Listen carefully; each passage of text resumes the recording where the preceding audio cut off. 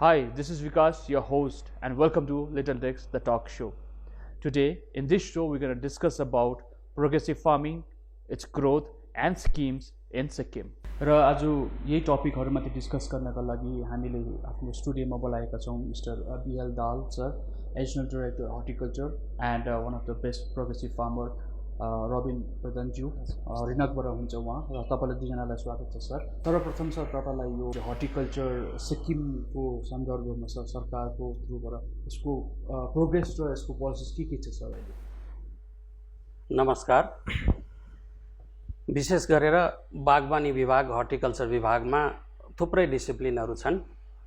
त्यो मध्ये म मसला सेक्सन स्पाइसेस सेक्सन हेर्छु र त्यो सँगसँगै म प्लास्टिकल्चर जो ग्रीन हाउस कन्स्ट्रक्सन भनिन्छ त्यो पनि म हेर्छु र क्रिएसन अफ वाटर सोर्स जुन पानीको समस्या छ त्यसलाई समाधान गर्ने कन्स्ट्रक्सन अफ कम्युनिटी ट्याङ्कहरू पनि म हेर्छु र विशेष गरेर मसला स्पाइसेस क्रपमा आउने भनेको अलैँची, बडा दाना अलैँची, अदुवा, हल्दी र डल्ले खुर्सानीको खेती हुन्छ र यसमा सरकारको नीति, सिक्किम सरकारको नीति एकदमै स्पष्ट छ। उहाँहरूले कृषकलाई माथि उठाउन कोसिस गरिरहनु भएको छ र सरकारले हामीलाई निर्देश दिएको छ र कसरी हुन्छ कृषकहरूलाई माथि उठाउनुपर्छ, आर्थिक सम्पन्न बनाउनुपर्छ भन्ने सरकारको नीति छ। त्यही अनुरूप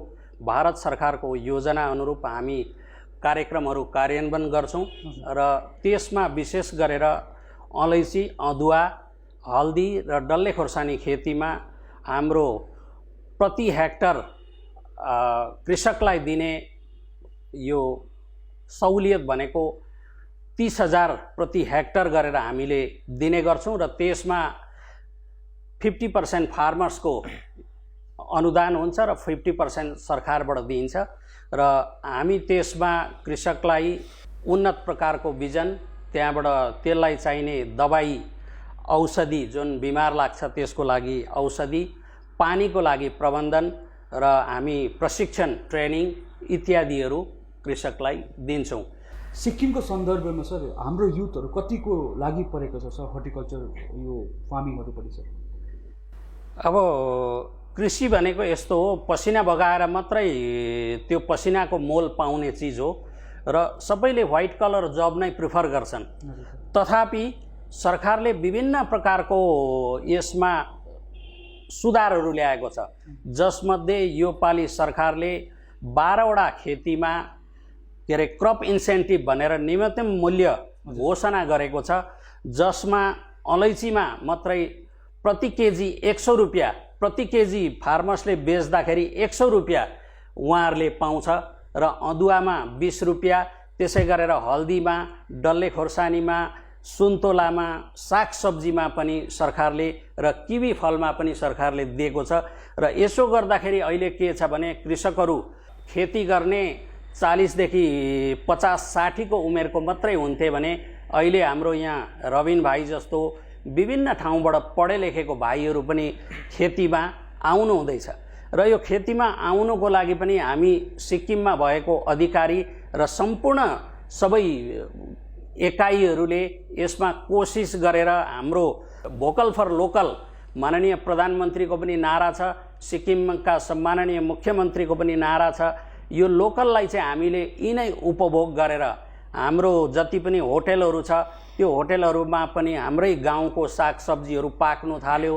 हाम्रै गाउँको सागसब्जीहरूले चाहिँ टुरिस्टले पनि त्यो खाना पायो भने भोलिको दिनमा हर गाउँमा हर पढे लेखेको भाइहरूले खेती अपनाउनु सक्छन् र अहिले विशेष गरेर सरकारको नीति अनुरूप जुन दूधमा बढावा भएको छ र यो के अरे प्राइज इन्सेन्टिभ 12 वटा क्रपमा प्राइज इन्सेन्टिभ सरकारले घोषणा गरेपछि हामी विभागलाई लाग्छ कि अब यो खेतीमा पनि हाम्रो युवा भाइहरू आउनुहुनेछ र त्यहाँबाट उहाँहरूले फाइदा उठाएर एउटा व्हाइट कलर जब जत्तिकै खेतीबाट पनि त्योभन्दा पनि बेसी उहाँहरूले मुनाफा कमाउनुहुन्छ र यङ जेनेरेसनहरू खेतीपट्टि ढल्किनुहुन्छ होला भन्ने हामीलाई विश्वास लाग्यो। भन्नुको मतलब छ फार्मिङ अहिले गएर इट्स अ भेरी सस्टेनेबल जब नै भएर निक्लेको छ सर अहिले? सस्टेनेबल त छ नै। अब कृषि भनेको विश्वकै सबैभन्दा पुरानो कारखाना इन्डस्ट्रीको रूपमा मानिन्छ।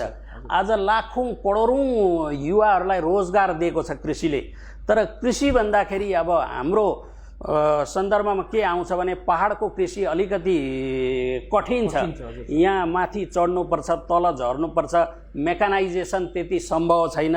त्यो हुँदाखेरि अलिकति कृषिमा कठिनाइको सामना गर्नुपर्छ। तथापि हामीले अहिले नयाँ तकनिकीहरू जहाँ जहाँ हुन्छ हामीले फार्म मेकानाइजेसन जस्तो पावर टिलर मेसिनहरू, त्यहाँबाट त्यो हर्दी पिस्ने मेसिनहरू, अलैँची सुकाउने यन्त्रहरू हामीले दिएपछि कृषकहरूले पनि त्यसबाट फाइदा लिँदैछन् र कृषिप्रति आकर्षित हुँदैछन्।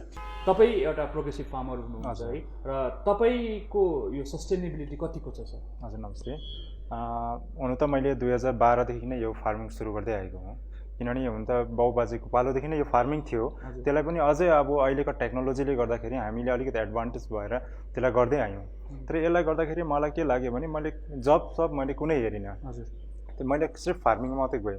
फार्मिङमा हेर्दा मलाई दिनदिनै गर्दाखेरि अलिअलि गर्दै मलाई धेरै गर्नु मन पऱ्यो। र 2012देखि नै मैले एकदम लार्ज स्केलमा गर्दै आएँ। त्योदेखि मैले चाहिँ अहिले आजको दिनसम्म पनि मैले एकदम गर्दै आएको छु र मलाई एकदम खुसी लाग्छ कि मैले आफ्नो सेल्फ इम्प्लोइ म आफै जेनेरेट गरेको छु। मेरो देखेर अरूले पनि सुरु गरेको छ। त म कति के भन्छु भने उहाँहरूलाई अवेरनेस पनि दिन्छु, कतिवटा ट्रेनिङहरू माग्छ है, नजानेको चिजहरू उहाँहरूलाई सिकाइ पनि दिन्छु र त्यो अनुसारले उहाँहरूले गर्दैछ पनि। र मलाई चाहिँ के लाग्छ, मलाई फार्मिङमा बेस्ट लाग्छ।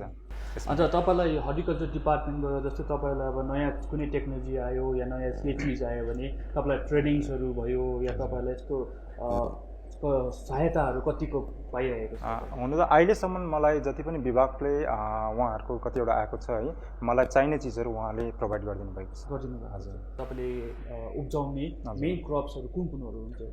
मैले अब सिजनेबल लाउँदाखेरि मैले डल्ले खोर्सानी है, यता भयो तपाईँको कोपीको टाइममा बन्दाकोपी, फुलकोपी, आलु, यसरी नै मैले सबै प्रायः भेजिटेबल क्रप्सहरू मैले लगाएको छ। उहाँहरूको जुन चाहिँ प्रोडक्सन हुन्छ सर है, अब उहाँहरूको प्रोडक्सन, उहाँहरू बस्तीमा हुनुहुन्छ सर, मेन मार्केट अब हाम्रो यहाँ इस्ट गान्तोकमा ल्याउँदाखेरि सर उहाँहरूको त्यो प्रब्लमलाई चाहिँ सर सरकारले या द डिपार्टमेन्टले कसरी सल्भ गरेको छ सर?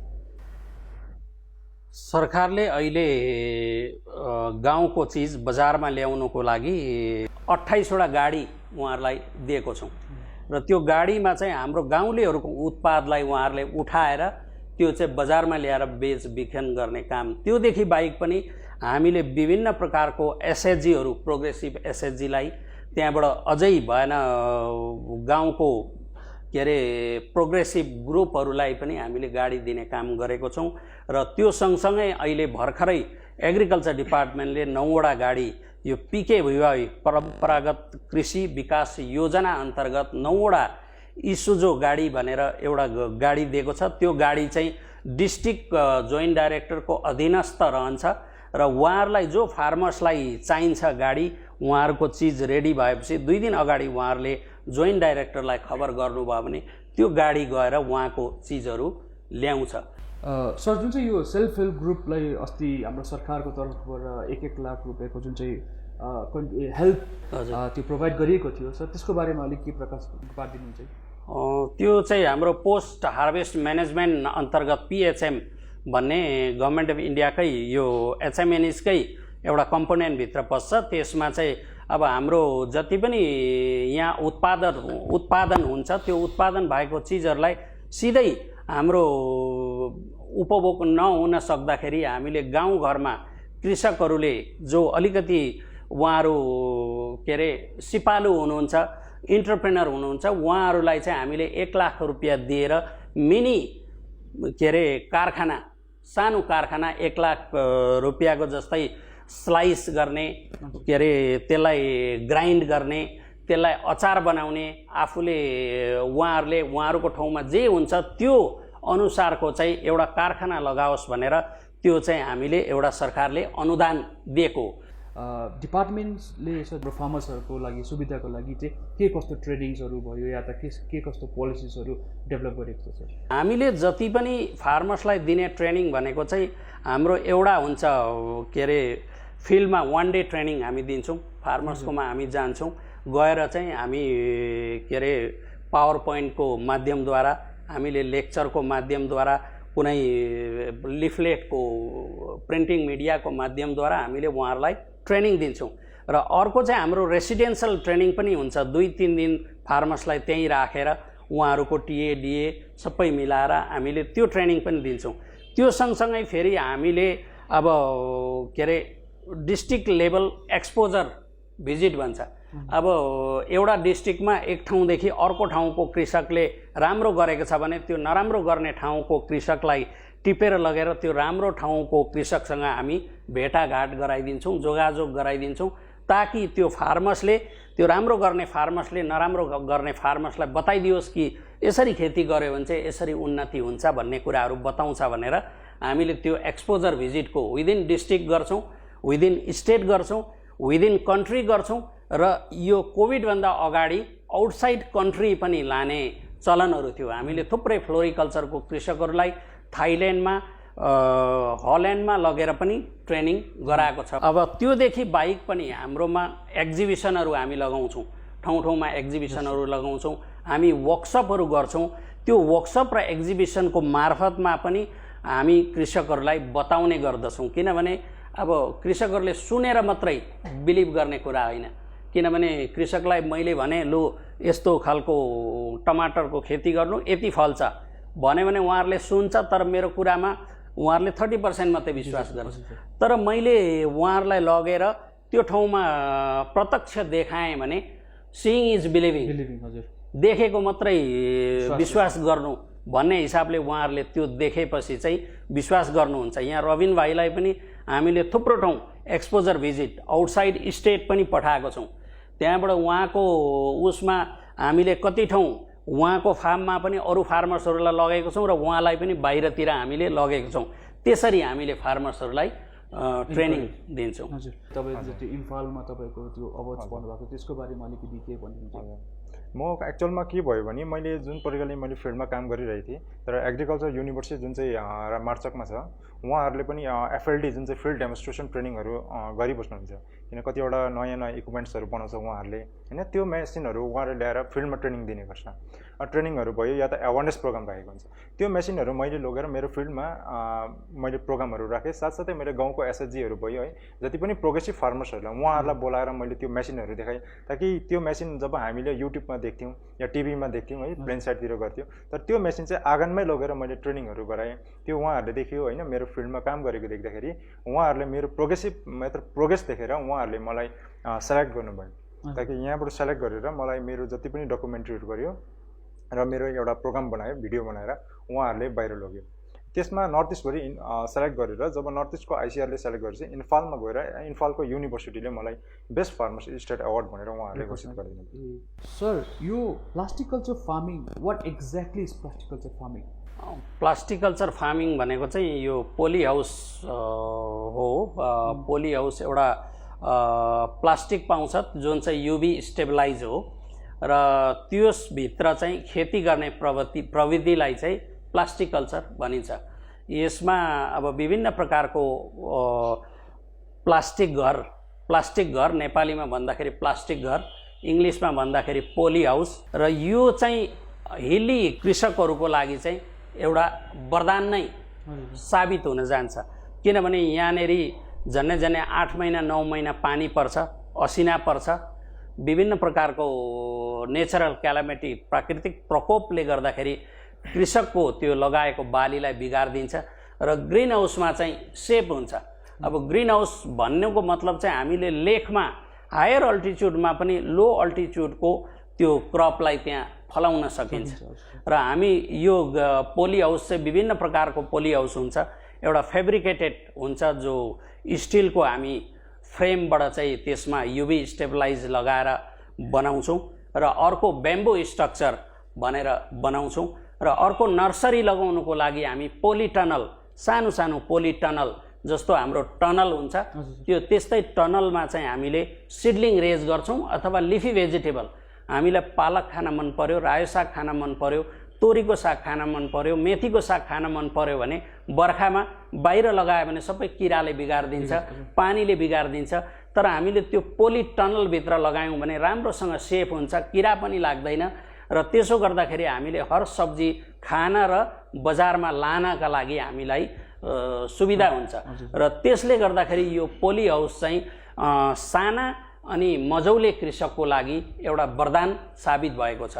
र यो हामी सालाना पोली हाउस 200-300 वटा फेब्रिकेटेड बनाउँछौँ र यसमा पनि त्यही 50% अघि मैले भने सब्सिडीको कुरा आउँछ। र पोली हाउस हामी बेम्बो स्ट्रक्चर पनि बनाइदिन्छौँ र कृषकहरूलाई त्योदेखि बाहेक हामी युभी स्टेबलाइज पोली हाउस पनि कृषकहरूलाई दिन्छौँ। र यो पनि त्यही हो, अब कृषकहरूले अहिले म पोली हाउस हेर्छु, मेरोमा 1000 एप्लिकेसन आएको छ, तर हाम्रोमा सालमा 200-300 वटा मात्रै बनिन्छ। त्यसो गर्दाखेरि यसमा पनि हामी प्रोग्रेसिभ फार्मर्सलाई हेरेर हामी प्रोग्रेसिभ फार्मर्सलाई चाहिँ यो पोली हाउस दिन्छौँ। जस्तो हामीले रबिन भाइलाई पनि हामीले पोली हाउस पहिला नै उहाँलाई प्रदान गरेको छ र थुप्रै कृषकहरूले यो पाएको छन्। त्यो सँगसँगै हामीले अर्को यो प्लास्टिक मल्चिङ, जुन डल्ले खोर्सानीको खेती गरिन्छ त्यसमा चाहिँ प्लास्टिक मल्चिङ, पुरा मल हाल्यो, त्यो माथि ड्याङ बनायो, त्यसको माथि चाहिँ प्लास्टिक ओछ्याइदियो। त्यो प्लास्टिक पनि साधारण होइन, युभी स्टेबलाइज प्लास्टिक नै हुन्छ।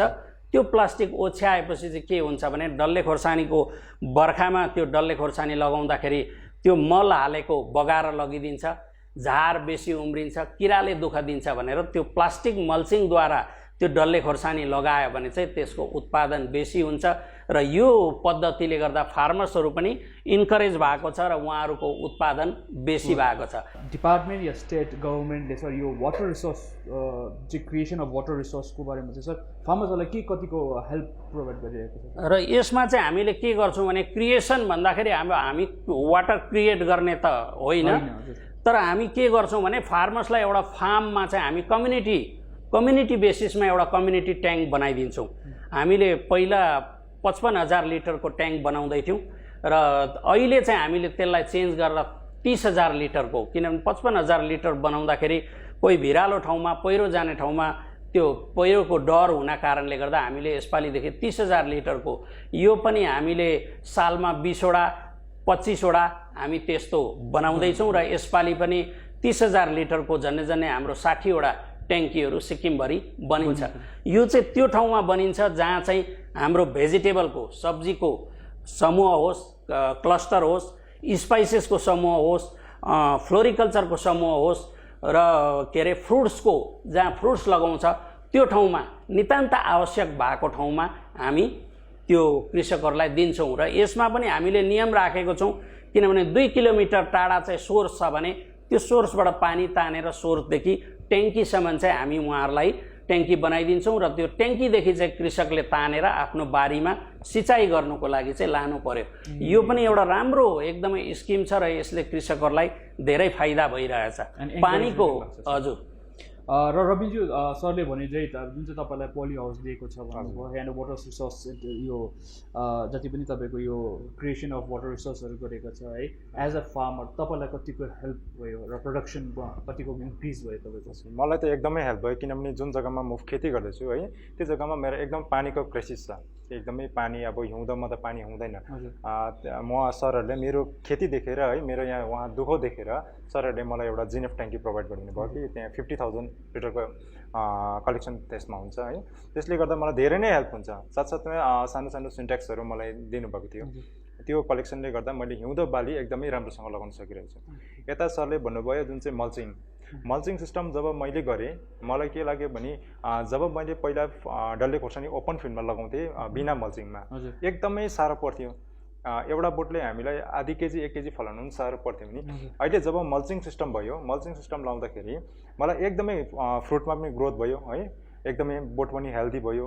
एक त हामीलाई मेन पावर पनि एकदम कम्ती लाग्ने भयो, ताकि 100 जना मेन पावर लाग्दै थियो भने आज त्यो 15-20 जना मेन पावरले नै एकदम काम गर्ने भयो। त्यसले गर्दाखेरि धेरै अब कम्ती खर्चमा धेरै उत्पादन हुने, यता फार्मर्सलाई धेरै फाइदा हुने यो अभियानहरू हाम्रो हर्टिकल्चर विभागले ल्याएकोले गर्दा हामी जस्तो एउटा सानो कृषकलाई धेरै फाइदा हुँदैछ। सर यो जति पनि ट्रेनिङ र पोलिसिस बाहेक सर डिपार्टमेन्टले के अरू पनि प्रोभाइड गर्छ सर?